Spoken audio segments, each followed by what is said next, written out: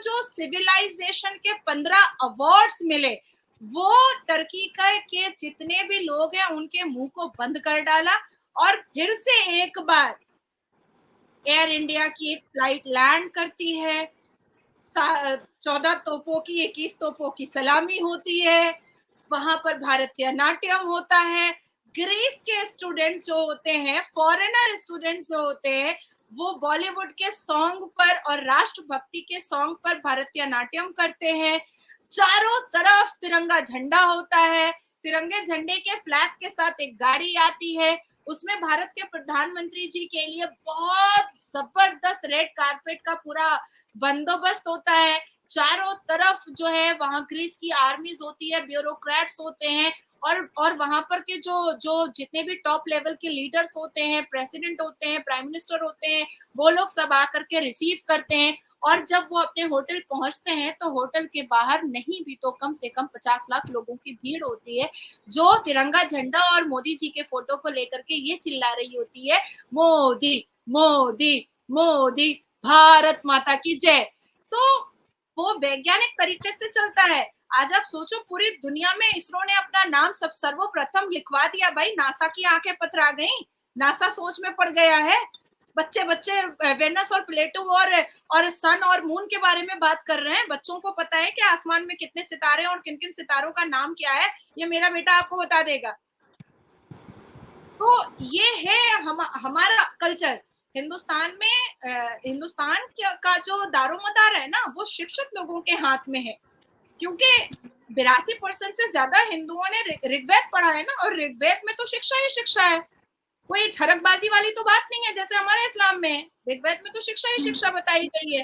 तो ये ग्रीस की जो मतलब विजिट रही है वो बहुत खूबसूरत रही है। वन अर्थ वन फैमिली का नारा लगा है। जो ये भारत माता है ना, ये इसमें बहुत संस्कार है, बहुत संस्कृति है, बहुत मान है, मर्यादा है, बैरिकेड्स है, इमोशन है, तो ये जस्टिस है।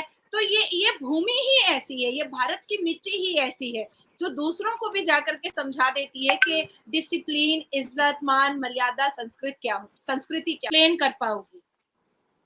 तो देखिए, भारत के प्रधानमंत्री चाय वाले हैं, उनको बहुत ट्रोल किया गया, उनको बहुत मीम बनाया गया, और सबसे ज्यादा हिंदुस्तान के मुसलमान और पाकिस्तानियों ने बनाया था। हिंदुस्तान के मुसलमान भी कम नहीं है, हर गली में अजमल खसब है यहाँ। तो यहाँ पर मुसलमानों ने बहुत उनको ट्रोल किया था। लेकिन मुझे ऐसा लगता है महविश, जो मेरा प्रैक्टिकल एक्सपीरियंस है, क्योंकि मैं खुद बहुत गरीब घर से आई हूँ, तो मेरा प्रैक्टिकल एक्सपीरियंस है कि भूख की जो शिद्दत होती है ना, वो मैं समझ सकती हूँ, क्योंकि मैंने देखा है। 200 दूर स्कूल पैदल जाने का जो पैर का दर्द है ना, वो मैं समझ सकती हूँ।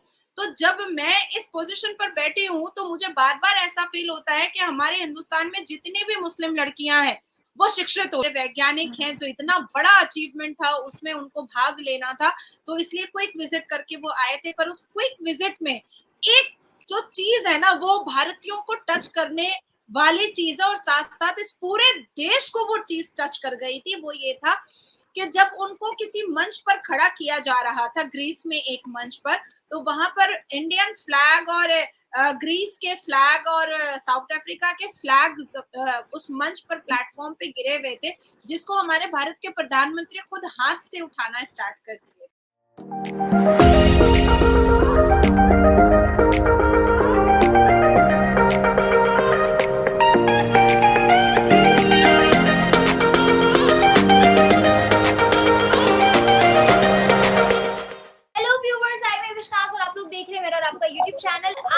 फिर से एक दफा ज्वाइन किया नाजिया इलाही खान ने, जो कि होपफुली किसी भी तारुफ की मोहताज नहीं है।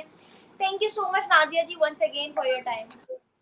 Thank you so much Mahvish, मुझे दोबारा इनवाइट करने के लिए। लास्ट टाइम मैं आपके साथ इंटरव्यू में थोड़ी सी भावुक हो गई थी, और इस बार मैं कोशिश करूंगी कि मैं ना हो। उसके बाद से अभी तक मेरी सारी ऑडियंस आपकी फैन है, और मैंने उनके कहने पे ही आपको बुलाया है दोबारा से। Oh thank you so much. I swear मेरे पास इतने मैसेजेस आए, ये है भारत की सही मायनों की बेटी, इनसे कुछ सीखना चाहिए सबको।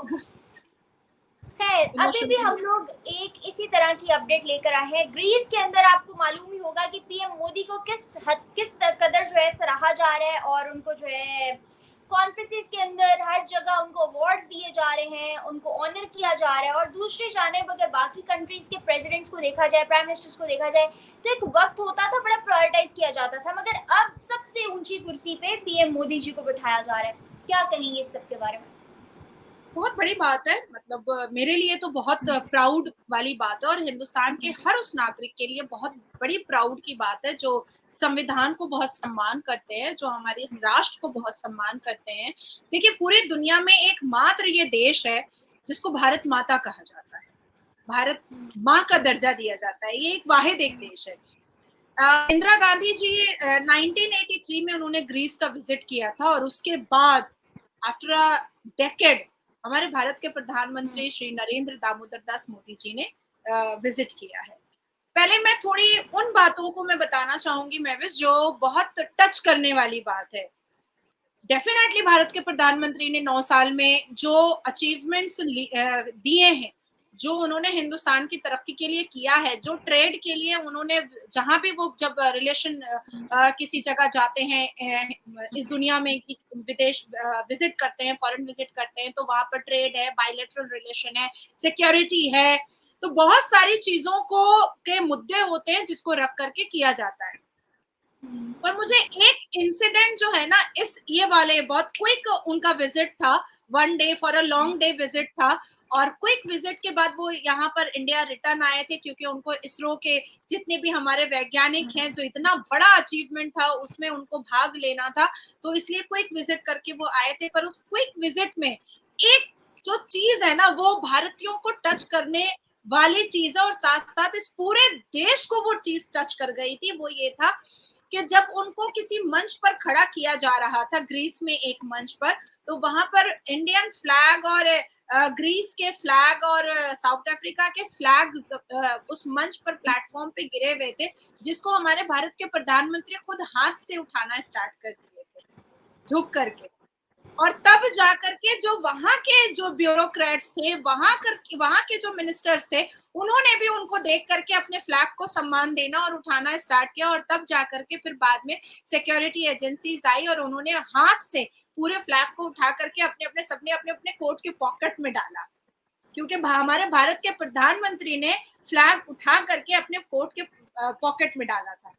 तो ये मैं कहना चाह रही थी तुमको कि ये जो हमारे अंदर जो अपने राष्ट्र को लेकर के जो मान सम्मान है ना, हम इक्वल इक्वल सम्मान दूसरे देश के को भी देते हैं और उनके भी झंडे को देते हैं। हम क्यों कहते हैं कि जब तक हम अपने धर्म की इज्जत नहीं कर पाएंगे, हम दूसरों के धर्मों की इज्जत नहीं कर सकते हैं। तो जब तक हम अपने देश को इज्जत नहीं कर दे पाएंगे, जब तक हम अपने देश के नागरिक को इज्जत नहीं दे पाएंगे, हम कभी भी किसी भी देश को इज्जत नहीं दे सकते और किसी भी नागरिक को इज्जत नहीं दे सकते, जब तक हम अपने अपने देश में ये नहीं सीखेंगे। हमने हमेशा बचपन से क्या सीखा है कि माँ की गोद जो होती है वो पहली दरसगाह होती है। अगर माँ शिक्षित होती है, पढ़ी लिखी होती है, कोक पढ़ा लिखा होता है, तो बच्चे भी बहुत लायक होते हैं। तो हमारे जो ये भारत माता है ना, ये इसमें बहुत संस्कार है, बहुत संस्कृति है, बहुत मान है, मर्यादा है, बैरिकेड्स है, इमोशन है, तो ये जस्टिस है। तो ये भूमि ही ऐसी है, ये भारत की मिट्टी ही ऐसी है जो दूसरों को भी जाकर के समझा देती है कि डिसिप्लिन, इज्जत, मान, मर्यादा, संस्कृति क्या होती है। अब मैं आपको बताना चाहूंगी कि बहुत खूबसूरत मीटिंग रही है, और सब बड़े मुद्दों पे मीटिंग रही है। हालांकि कुछ पाकिस्तानियों ने कोशिश किया था, जो ग्रीस में जो पाकिस्तानी रहते हैं, उन्होंने अपनी मिचिल और मीटिंग को निकालने की कोशिश की थी, और साथ ही साथ कुछ डिसरप्ट करने की भी कोशिश की थी। कहीं ना कहीं एक वहां की सुरक्षा एजेंसीज में ये बात भी आ गई थी कि पाकिस्तानी जो है वो इंटेंशनली इस काम को अंजाम दे रहे हैं, और पाकिस्तान जो वहां पर रह रहा था, जो लोग वहां पर काम वाम करने के लिए गए हैं, उनकी मिचिल और मीटिंग को बिल्कुल भी बर्खास्त किया गया, खत्म किया गया था। और सुरक्षा एजेंसीज की तरफ से ग्रीस में जितनी देर तक हमारे भारत के प्रधानमंत्री थे, उतनी देर तक के लिए डबल ट्रिपल सिक्योरिटी लगाई गई थी, क्योंकि पाकिस्तानियों के जो हाव भाव थे वो बहुत खतरनाक दिखाई दे रहे थे, क्योंकि जो हमेशा की बात है, लाइक अब तो पूरी दुनिया यूज्ड टू हो गई है कि पाकिस्तान मतलब ही आतंकवाद होता है। दूसरी चीज मैं कहूंगी कि हमारे भारत के प्रधानमंत्री ने एक बहुत अच्छी बात अपने स्पीच में कही है कि Greece and India natural match. उसके बाद फिर WFE के चीफ ने एक्सप्लेन किया कि हाउ G3 इज पॉसिबल। उसके बाद वहां के जितने भी भारतीय लोग हैं जो ग्रीस में, साउथ अफ्रीका में जो रहते हैं, वहां के लोगों ने बहुत अच्छा सा एक खूबसूरत सा मतलब होर्डिंग बनाकर रखा था कि वन अर्थ वन फैमिली। तो इसको हमारे भारत के प्रधानमंत्री ने अपने स्पीच में भी यूज किया और कहा कि भाई एक दुनिया है, हम एक फैमिली हैं और सबकी उन्नति को हमको लेकर के चलना है।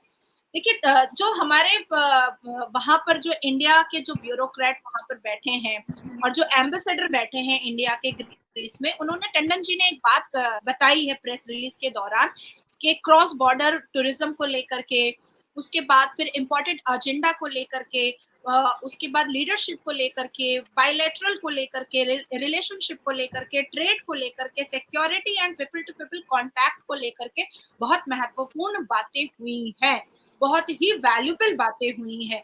देखिए हम जहां भी हमारे भारत के प्रधानमंत्री जाते हैं वहां पर हम करेंसी को लेकर के बात होती है, उसके बाद फिर मेड इन इंडिया को लेकर के बात होती है, उसके बाद बायलैटरल रिलेशन को लेकर के बात होती है, उसके बाद फिर पीपल टू पीपल कांटेक्ट को लेकर के बात होती है, और खास करके टूरिज्म को लेकर के बहुत ज्यादा बात होती है ताकि आवाजाही जो है वो बहुत आसान हो जाए, और जितनी ज्यादा आवाजाही आसान होती है उतना ज्यादा रिलेशन जो है वो क्लोज हो जाता है। ऐसा नहीं है कि उन्होंने कोई अंदेशा या कोई ऐसी बात चिंताजनक बात नहीं कही, बिल्कुल दोनों दोनों देश के बड़े मुख ने बहुत खूबसूरत बातें भी कही हैं कि जहां जहां पर टेररिज्म एक्टिविटीज हो रही है हमको उसको भी देखना पड़ेगा, लेकिन और हमारे क्रॉस बॉर्डर्स के टूरिज्म जो है उसको हमको स्मूथ करना पड़ेगा। देखिए मैं एक और बात कहूंगी कि देखिए टर्की और ग्रीस जो है ना महवेश, वो एग्जैक्ट वैसे ही है जैसे इंडिया और पाकिस्तान है।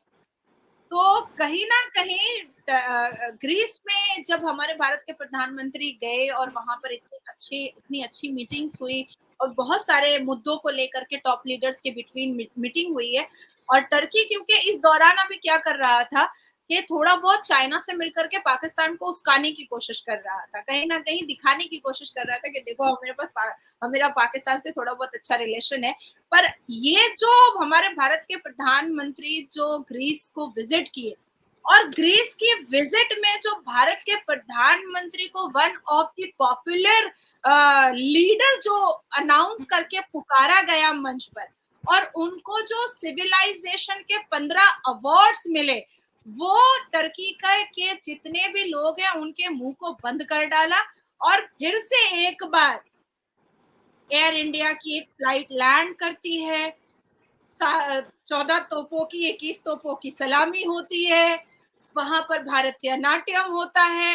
ग्रीस के स्टूडेंट्स जो होते हैं, फॉरेनर स्टूडेंट्स जो होते हैं, वो बॉलीवुड के सॉन्ग पर और राष्ट्रभक्ति के सॉन्ग पर भारतीय नाट्यम करते हैं। चारों तरफ तिरंगा झंडा होता है, तिरंगे झंडे के फ्लैग के साथ एक गाड़ी आती है, उसमें भारत के प्रधानमंत्री जी के लिए बहुत जबरदस्त रेड कारपेट का पूरा बंदोबस्त होता है। चारों तरफ जो है वहां ग्रीस की आर्मीज होती है, ब्यूरोक्रेट्स होते हैं, और वहां पर के जो जो जितने भी टॉप लेवल के लीडर्स होते हैं, प्रेसिडेंट होते हैं, प्राइम मिनिस्टर होते हैं, वो लोग सब आकर के रिसीव करते हैं। और जब वो अपने होटल पहुंचते हैं तो होटल के बाहर नहीं भी तो कम से कम 50 लाख लोगों की भीड़ होती है, जो तिरंगा झंडा और मोदी जी के फोटो को लेकर के ये चिल्ला रही होती है, मोदी मोदी मोदी, भारत माता की जय। तो टर्की को लग गया, अरे मैं तो गधेड़ों पर निशाना लगा रहा था, ये पाकिस्तान तो गधे का ट्रेड करता है, ये गधा ही रह जाएगा, इससे कुछ ना होने वाला है, ये बेचारा छोकड़ीबाजी में ही बर्बाद हो जाएगा। औरतों को कैसे कपड़ा पहनना है, औरतों की छाती कैसे ढकवानी है, औरतों को हिजाब कैसे पहनाना है, चार औरतों को अपने बेड पर पॉलीगेमी के नाम से कैसे लाना है, लव जिहाद कैसे करवाना है, कन्वर्शन कैसे करवाना है, मस्जिदें कैसे तोड़वानी है। तो इसी चीज में पाकिस्तान रह गया और मदरसा छाप लोग रह गए। देखिए मदरसे के बच्चों से आप पूछिएगा कि विज्ञान क्या होता है, साइंस क्या होता है, वो आपको नहीं बता पाएगा, मैथ्स क्या होता है वो आपको नहीं बता पाएगा। आप उससे पूछिएगा ज्योग्राफी क्या होता है, वो आपको नहीं बता पाएगा। लेकिन एक सनातनी धर्म के बच्चे से आप अगर पूछिएगा ना कि वैज्ञान क्या होता है, तो अगर वो स्कूल नहीं भी पढ़ा है ना तो वो बता देगा। एल्जेब्रा क्या होता है, वो अगर स्कूल नहीं भी पढ़ा होगा ना तो वो बता देगा। अगर आप उससे पूछिएगा कि साइंस क्या होता है, ज्योग्राफी क्या होता है, वो बता देगा। क्यों बताएगा? क्योंकि ऋग्वेद उसने पढ़ा हुआ है और ऋग्वेद में ये सारी चीजें हैं। नाजिया जी, यहाँ ना मेरे दिमाग में एक सवाल आ रहा है। अभी कुछ टाइम पहले, आई गेस 6 मंथ्स हो गए इस बात को, या 7 मंथ्स हो गए होंगे, इंडिया के एक मदरसे के बच्चों ने ही रॉकेट लॉन्चर बनाया था। हिंदुस्तान के मदरसे के बच्चों ने। वो वीडियो बहुत वायरल हुई थी, बहुत मिलियंस पे गई थी और सबने उस पर रिएक्शंस भी दिए थे। वो हिंदुस्तान के मदरसे के बच्चे। दिखाइए मुझे वो वीडियो। नहीं, वो सच में है। और इवन मैंने भी उस पर रिएक्शन दिया हुआ है अपने चैनल पे। मैं अपने चैनल से ही दिखाती हूँ। मैं जरूर देखना चाहूंगी वो वीडियो। हिंदुस्तान में हर उस मुसलमान बच्चे की कद्र है और उसको सर्वप्रथम और सर आंखों पर बिठाया जाता है जो एपीजे अब्दुल कलाम जैसे होते हैं। तो अगर कोई ऐसा बंदा आपकी नजरों में आया है, तब मैं पब्लिक रिएक्शंस करती थी, और हमने पब्लिक रिएक्शन मैंने उसमें इस तरह से किया था कि यार यहाँ हमारे मदरसे के बच्चों को क्या सिखाया जाता है और उनके मदरसे के बच्चों को क्या सिखाया जाता है। भाई हमारे भारत के प्रधानमंत्री तो कहते ही है ना कि एक हाथ में कुरान और दूसरे हाथ में कंप्यूटर दो, जिसके लिए हमारे हिंदुस्तान के मुसलमान बहुत नाराज भी हुए थे, मौलवी मुल्ला बहुत नाराज हुए। लेकिन क्यों, इस बात पे क्या नाराजगी?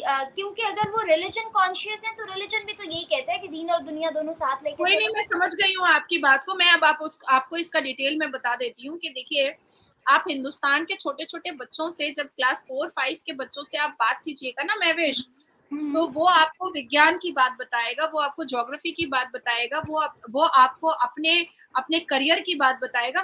मेरा बेटा मात्र 13 साल का है। आप उससे बात कीजिएगा ना तो आपको लगेगा कि आप किसी मच्योर लड़के से आप बात कर रही हैं और उसको पता है कि उसको अपने करियर में क्या करना है। अभी आप उससे पूछिएगा कि बेटा तुमको क्या बनना है, वो कहेगा मुझे पायलट बनना है, मात्र 13 साल का। तो हमारे हिंदुस्तान के जो बच्चे होते हैं, अभी मैं दिल्ली में थी और दिल्ली में मुझे बहुत आदत है सबसे बात करने की, रोड में भी मैं सबसे बात कर लेती हूँ। तो मैं जब कोर्ट से निकल रही थी, एक बच्चा गाड़ी में बैठ रहा था स्कूल से, उसकी माँ लेकर जा रही थी। मैंने उसका हाथ पकड़ा और मैंने पूछा कि अरे कहाँ जा रहा है तुम? मैं तो जा रहा हूँ, घर जा रहा हूँ, मैं थक गया हूँ बहुत, सुबह से मैं स्कूल में था। मैंने कहा सिर्फ थक गए हो या कोई और बात है? अरे नहीं आंटी जी, आप समझ नहीं रहे हो ना, मुझे अपने अपने दोस्तों के साथ ना प्लांट्स प्लांट्स लगाने हैं अपने गार्डन में, ग्रीनरी करनी है मुझे अपने गार्डन में, और मैं लेट हो रहा हूँ, आप मेरा हाथ छोड़िए, मुझे जाने दीजिए, मुझे प्लांट्स लगाने, मेरे दोस्त लोग मेरा इंतजार कर रहे हैं। तो मैं आपको ये प्रैक्टिकल बात सिर्फ और सिर्फ मेरे ख्याल से 28 घंटे, 28 भी नहीं हुआ होगा। मैं आई थिंक सैटरडे के दिन, ये तो सैटरडे के दिन कुछ आई थिंक 2 या 2:30 बजे की बात है। ये बच्चा कह रहा है, कौन सा बच्चा कह रहा है, मुश्किल से वो 7 या 8 साल का बच्चा होगा, मुश्किल से 7 या 8 साल का बच्चा है। कह रहा है आंटी हम, मेरा हाथ छोड़ो, मुझे प्लांट लगाने के लिए जाना है, मेरे दोस्त वेट कर रहे हैं, ग्रीनरी ग्रीनरी करनी है, ग्रीनरी करनी है। तो ये है हमारे हिंदुस्तान के बच्चे जो 13 साल की उम्र में जानते हैं कि मुझे पायलट बनना है, जो जो 6 साल की उम्र में जानता है कि हमारी धरती को, हमारे इन्वायरमेंट को ग्रीनरी बहुत पसंद है। हमारे बच्चों का दिमाग जो है वो वैज्ञानिक तरीके से चलता है। आज आप सोचो, पूरी दुनिया में इसरो ने अपना नाम सर्वप्रथम लिखवा दिया भाई, नासा की आंखें पथरा गई, नासा सोच में पड़ गया है। बच्चे बच्चे वेनस और प्लेटो और सन और मून के बारे में बात कर रहे हैं। बच्चों को पता है कि आसमान में कितने सितारे और किन किन सितारों का नाम क्या है, ये मेरा बेटा आपको बता देगा। तो ये है हमारा कल्चर। हिंदुस्तान में हिंदुस्तान का जो दारोमदार है ना, वो शिक्षित लोगों के हाथ में है, क्योंकि 82% से ज्यादा हिंदुओं ने ऋग्वेद पढ़ा है ना, और ऋग्वेद में तो शिक्षा ही शिक्षा है, कोई ठरकबाजी वाली तो बात नहीं है जैसे हमारे इस्लाम में है। ऋग्वेद में तो शिक्षा ही शिक्षा बताई गई है। तो ये ग्रीस की जो मतलब विजिट रही है वो बहुत खूबसूरत रही है। वन अर्थ वन फैमिली का नारा लगा है, साथ ही साथ हमारे भारत के प्रधानमंत्री को सिविलाइजेशन के बहुत सारे अवार्ड से नवाजा गया है, सीना चौड़ा होता है। नाजिया जी, ग्रैंड क्रॉस ऑफ ऑनर का अवार्ड मिला है जिन पीएम मोदी को। उन्हीं पीएम मोदी जी को आज से कुछ बरस पहले एक चाय वाला के नाम से जाना जाता था, एक चाय वाला पुकारा जाता था, और पाकिस्तान में स्पेशली चाय वाला कह के लोगों को जो है ना, अगर किसी को ट्रोल करना होता था तो चाय वाला की एग्जाम्पल दी जाती थी और इस तरह पीएम मोदी को रिलेट किया जाता था। आज उस चाय वाले ने पूरी दुनिया को कहाँ ले जाकर इंडिया को दिखाया है और किस तरह से बताया, किस तरह का प्राउड मोमेंट होता है। देखिए, मैं खुद बहुत गरीब घर से आई हूँ, बहुत गरीब घर से, और मेरे माता पिता ने, मेरे माँ बाप ने सिर्फ और सिर्फ हमें डिग्री, सिर्फ और सिर्फ हमें एडुकेशन दिया, इल्म की दौलत दी। कोई प्रॉपर्टी, जायदाद या 4 चक्के गाड़ियों में हम स्कूल नहीं जाया करते थे। मैं तो ऑर्फन स्कूल से पढ़ी थी, मतलब जो खैराती स्कूल होता है, मैंने क्लास 10 तक उससे पढ़ा है। ओनली बिकॉज के मेरे फादर की इतनी कैपेसिटी नहीं थी कि वो बहुत सारे पैसे फीस में जमा करते, तो इसलिए। और क्लास 10 से ही मैं ट्यूशन्स पढ़ाया करती थी, मेरी बड़ी बहन भी ट्यूशन पढ़ाती थी, और मेरी मम्मी जो है वो टीचर थी, पर सैलरी बहुत कम थी, तो उस वैसे करके मेंटेन किया गया। और सिर्फ एक ही चीज बचपन से दिमाग में डाली गई है कि तुम्हारे हालात तभी सुधर सकते हैं जब तुम अपनी शिक्षा कंप्लीट करो। तुम इस दुनिया में देखी जाओगी, जानी जाओगी only because your education and nothing else. ये तुमने कोई तीर नहीं मारा है कि तुम मुसलमान हो। मैं मुसलमान हूँ, मेरी माँ ने ये बात कही कि मैं मुसलमान हूँ, मैंने अपने कोख से तुमको जन्म दिया है, इसलिए तुम मुसलमान। मैं अगर गाय होती, मैं अगर बकरी होती, मैं तुमको जन्म देती तो तुम बकरी ही पैदा होती। तो ये कोई बहुत बड़े तीर मारने की बात नहीं है कि तुम मुसलमान हो। ये होगा कि एक बच्ची जन्म ली है एक बहुत छोटे से 200 स्क्वायर फीट के घर में, और जिसका एडुकेशन हम करवा रहे हैं एक ऑर्फन स्कूल में, जहां पर 360 रुपए सिर्फ साल का जमा किया जाता है। और वहां से निकल करके अगर तुम देश में अपना नाम बनाओगी तो तुमको समझ में आएगा कि मुसलमान लड़कियों के लिए शिक्षा कितनी जरूरी है, तब तुम सही से एक्सप्लेन कर पाओगी। तो देखिए, भारत के प्रधानमंत्री चाय वाले हैं, उनको बहुत ट्रोल किया गया, उनको बहुत मीम बनाया गया, और सबसे ज्यादा हिंदुस्तान के मुसलमान और पाकिस्तानियों ने बनाया था। हिंदुस्तान के मुसलमान भी कम कम नहीं है, हर गली में अजमल खसब है यहाँ। तो यहाँ पर मुसलमानों ने बहुत उनको ट्रोल किया था। लेकिन मुझे ऐसा लगता है महविश, जो मेरा प्रैक्टिकल एक्सपीरियंस है, क्योंकि मैं खुद बहुत गरीब घर से आई हूँ, तो मेरा प्रैक्टिकल एक्सपीरियंस है कि भूख की जो शिद्दत होती है ना, वो मैं समझ सकती हूँ, क्योंकि मैंने देखा है। कोसों दूर स्कूल पैदल जाने का जो पैर का दर्द है ना, वो मैं समझ सकती हूँ। तो जब मैं इस पोजीशन पर बैठी हूँ तो मुझे बार बार ऐसा फील होता है कि हमारे हिंदुस्तान में जितनी भी मुस्लिम लड़कियां हैं वो शिक्षित हो जाएं, क्योंकि जब वो शिक्षित हो जाएंगी ना तो वो पॉलीगेमी का शिकार नहीं बनेंगी, वो हलाला का शिकार नहीं बनेंगी, उनको कोई मिसयूज नहीं कर पाएगा, उनको कोई मिसलीड नहीं कर पाएगा, उनको बच्चा पैदा करने की मशीन नहीं बनाया जाएगा, निकाह मुत्ता के नाम पर उनको बिस्तर का सामान नहीं बनाया जाएगा। अगर वो शिक्षित हो जाती हैं तो वो खुद से अपनी जंग लड़ना सीख लेती हैं। तो इसलिए मेरा फोकस हमेशा रहता है कि मैं मुसलमान लड़कियों को इनकरेज करूं, प्रोवोकेट करूं कि भाई तुम पढ़ो। तो उसी तरीके से जब हमारे भारत के प्रधानमंत्री एक चाय वाले से जब भारत के प्रधानमंत्री हुए, तो उन्होंने सबसे ज्यादा फोकस भारत के पसमानदा लोगों पर किया, भारत के गरीबों के ऊपर फोकस किया, और गरीबी को मिटाने के लिए लाखों योजनाएं लेकर के आए। और आज ऐसी हालत है कि आप मेरे भारत में आइएगा तो एक छोटे से छोटे और कोसों दूर गांव में भी जाइएगा तो आपको बिजली, नेटवर्क, इंटरनेट, सबके हाथ में स्मार्टफोन, बच्चियों के हाथ में साइकिल, आप रोड बहुत खूबसूरत, बिल्कुल हाईवे जैसा रोड, नल से जल, घर में गैस चूल्हा, घर में अच्छा शौचालय, सारी चीजें आपको मिलेंगी। जो लोग सब्जी बेचते हैं उनके पास भी बैंक अकाउंट है, उनके वो भी यूपीआई यूज करते हैं, जो लोग सब्जी बेचते हैं चटाई पर। तो भारत यहाँ कौन लेकर आ पाया? जो जानता था कि गरीबी क्या होती है और गरीबी को मिटाना कितना जरूरी है, गरीब लोगों को कितनी अंदर से एक कमी महसूस होती है, उस कमी को दूर करना बहुत जरूरी है। तो ये तो वही समझ पाएगा ना जो गरीब था। तो भारत के प्रधानमंत्री जी गरीब थे तो इसलिए वो समझ पाए। अब राहुल गांधी तो नहीं समझेंगे, क्योंकि वो तो सोने का चम्मच लेकर के पैदा हुए, वो तो शहंशाह पैदा ही हुए, उनको क्या पता ब्रेड में बटर लगा करके देता था, 4 नौकर बगल में होता था, हमें घर भी पोछना होता था, कपड़ा भी धोना होता था और पढ़ाई भी करनी होती थी और ट्यूशंस भी पढ़ाना होता था। तो हमारे भारत के प्रधानमंत्री को चाय भी बेचना होता था और उसके बाद फिर अपने संस्कार, संस्कृति, अपने सनातन धर्म को भी मानना होता था और लोगों के लिए अपने आप को 24 घंटा तैयार भी रखना होता था कि हम लोग के काम आ सके, क्योंकि ये मेरा कर्तव्य है। नाजिया जी, इसको वाइंड अप करते हैं। आखिरी बात आपसे पूछती चलूं, जैसे अभी हमने पीएम मोदी का जिक्र किया कि जिस तरह से वो काम कर रहे हैं और वो बहुत श्योर है, वो क्या भारत की आवाम भी, जनता, पूरी दुनिया बहुत श्योर है कि अगला आने वाला टेन्योर भी उन्हीं का होगा। तो क्या बीजेपी पार्टी जिस तरह से अरूज पे जा चुकी है, क्या दूसरी पार्टी का खात्मा हो गया या अभी भी कोई फ्यूचर बाकी है? खात्मा ही है, खात्मा ही है, बस सांस ले रहे हैं सब, और क्या सांस ले रहे हैं, क्योंकि अभी अभी पूरी दुनिया में अगर हिंदुस्तान को कोई जानता है तो वो हिंदुस्तान के बाद दूसरा नाम पीएम मोदी है जिससे वो जानते हैं। तो आपको लगता है कि कभी भी उनका टेन्योर साइड पे हटके, या जिस तरह पाकिस्तान की पॉलिटिक्स चल रही है, और हिंदुस्तान को संभालने के लिए?